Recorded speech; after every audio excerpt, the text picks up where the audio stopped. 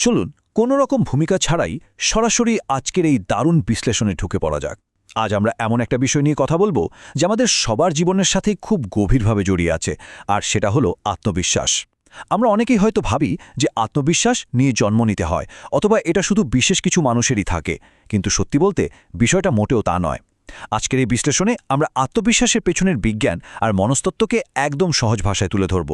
সাথে এটাও দেখব কিভাবে ইতিহাসের সেরা কিছু মানুষ নিজেদের ভেতরে তীব্র নিরাপত্তাহীনতা আর ভয়কে জয় করে সাফল্যের চূড়ান্ত শিখরে পৌঁছেছিলেন। শুরুতেই একটা ভীষণ চমকপ্রদ বিষয় নিয়ে কল্পনা করা যাক। মনের ভেতর যদি বিন্দুমাত্র দ্বিধা, সন্দেহ বা ভয় না থাকত, তাহলে একজন মানুষ জীবনে কি অর্জন করতে পারত। হয়তো কর্মক্ষেত্রে নিজের প্রাপ্য পদোন্নতির জন্য জোরালো গলায় দাবি জানানো যেত, অথবা দীর্ঘদিন ধরে বুকে লালন করা কোনো সৃজনশীল স্বপ্নের পথে নির্ভয় পা বাড়ানো যেত। একবার ভাবলে অবাক হতে হয়, নিজেকে নিয়ে এই চিরন্তন সন্দেহগুলো যদি মানুষকে আটকে না রাখত, তবে মানুষের সম্ভাবনাগুলো আসলেই কতটা অসীম হতে পারত। আমাদের সমাজে একটা অদ্ভুত ধারণা বেশ শক্তভাবে প্রচলিত আছে। অনেকেই ভাবেন যারা খুব বেশি কথা বলেন বা আসর জমিয়ে রাখতে পারেন তারাই বুঝি সবচেয়ে আত্মবিশ্বাসী। কিন্তু লেখিকা সুসান কেইনের এই অসাধারণ উক্তিটি সেই পুরনো ধারণাকে একেবারে চ্যালেঞ্জ করে বসে। তিনি বলেছেন, সবচেয়ে ভালো বক্তা হওয়ার সাথে সবচেয়ে সেরা ধারণা থাকার কোনো সম্পর্ক নেই। অর্থাৎ আত্মবিশ্বাস মানেই কিন্তু গলা ফাটিয়ে কথা বলা বা সবার মনোযোগের কেন্দ্রে থাকা নয়। শান্ত, চুপচাপ স্বভাবের মানুষেরাও ঠিক ততটাই প্রভাবশালী, যুক্তিবাদী এবং আত্মবিশ্বাসী হতে পারেন। আর এই পুরো বিষয়টা আরও গভীরে গিয়ে বোঝার জন্য আমাদের আজকের আলোচনার মূল ভিত্তি হল দ্য সেলফ কনফিডেন্স ওয়ার্কবুক। এই বইটা মূলত আসল আত্মবিশ্বাস করে তোলার মনস্তাত্ত্বিক আর বৈজ্ঞানিক কাঠামোটা আমাদের সামনে তুলে ধরে।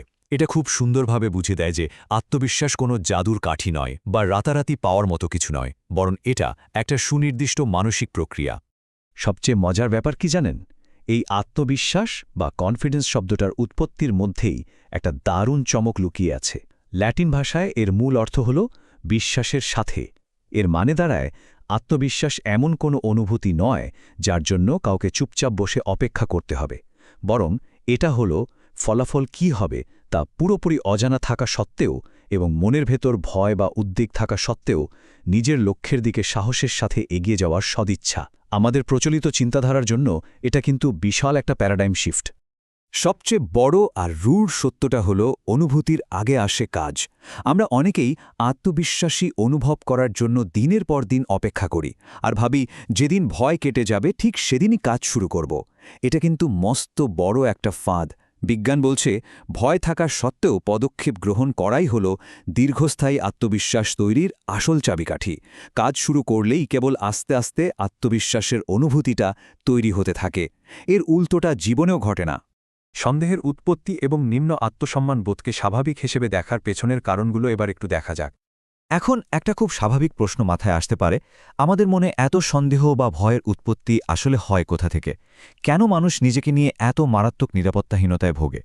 এই কারণগুলো বুঝতে পারাটা ভীষণ জরুরি, কারণ আত্মসম্মানবোধের অভাব কোনোভাবেই কোনো মানুষের ব্যক্তিগত ব্যর্থতা নয়। এই অভাবের মূল কারণগুলোকে প্রধানত তিনটি ভাগে ভাগ করা যায়।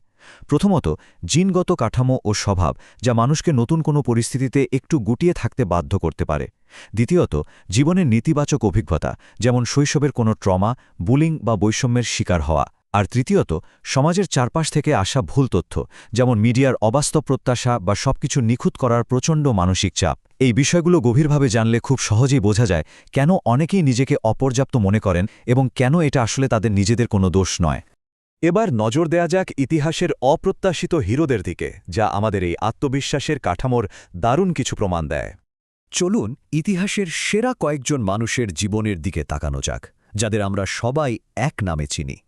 এই মনস্তাত্ত্বিক কাঠামোটি মেলালে দেখা যায় বিশ্বের এই শ্রেষ্ঠ মানুষগুলো তাদের জীবনের একটা বড় সময় চরম নিরাপত্তাহীনতা আর আত্মসন্দেহের সাথে লড়াই করেছেন। শুরুতেই টমাস এডিসনের কথাই ধরা যাক। ভাবলে অবাক হতে হয়, মাত্র ৩ মাস স্কুলে যাওয়ার পর তাকে স্কুল থেকে বের করে দেওয়া হয়েছিল, কারণ তার শিক্ষক তাকে বুদ্ধি প্রতিবন্ধী ভেবেছিলেন।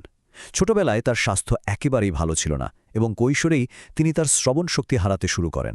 চারপাশ থেকে তাকে ধীর গতির তকমা দেওয়া হয়েছিল।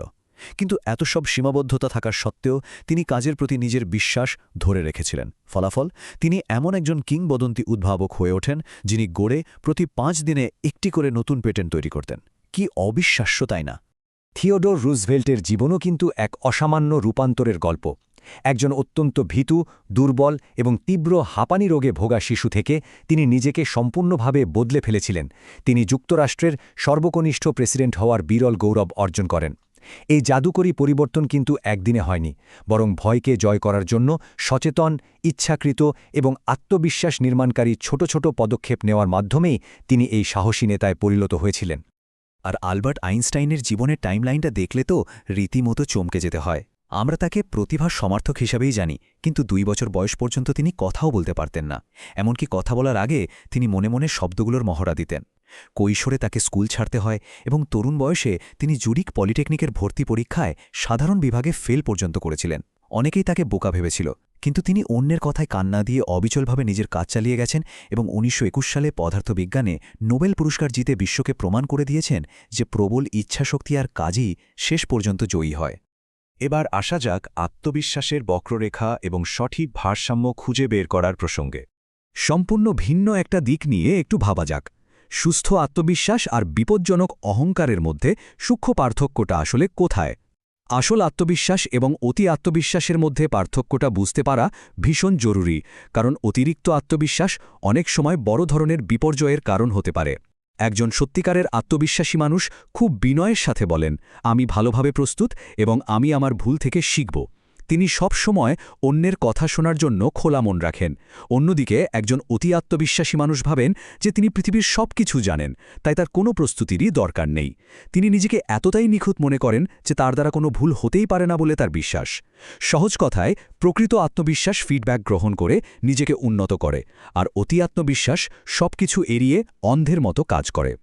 শান্ত আত্মবিশ্বাস গড়ে তোলা এবং সামনের দিকে এগিয়ে যাওয়ার পথ নিয়ে এবার কথা বলা যাক। তাহলে দৈনন্দিন জীবনে কিভাবে এই আত্মবিশ্বাস গড়ে তোলা সম্ভব? সবচেয়ে বড় স্বস্তির বিষয় হল আত্মবিশ্বাস বাড়ানোর জন্য কাউকে তার স্বভাব বা মূল ব্যক্তিত্ব বদলানোর কোনো দরকার নেই, বরং এর জন্য চমৎকার কিছু কার্যকর হাতিয়ার রয়েছে। প্রথমত, এই শান্ত আত্মবিশ্বাসকে আমাদের সাদরে গ্রহণ করতে হবে। নিজের প্রতি ঠিক ততটাই সদয় ও সহানুভূতিশীল হতে হবে যতটা আমরা একজন প্রিয় বন্ধুর বিপদে হয়ে থাকি। কোনো কাজে হোঁচট খেলে নিজেকে কঠোরভাবে বিচার করা থেকে একদম বিরত থাকতে হবে।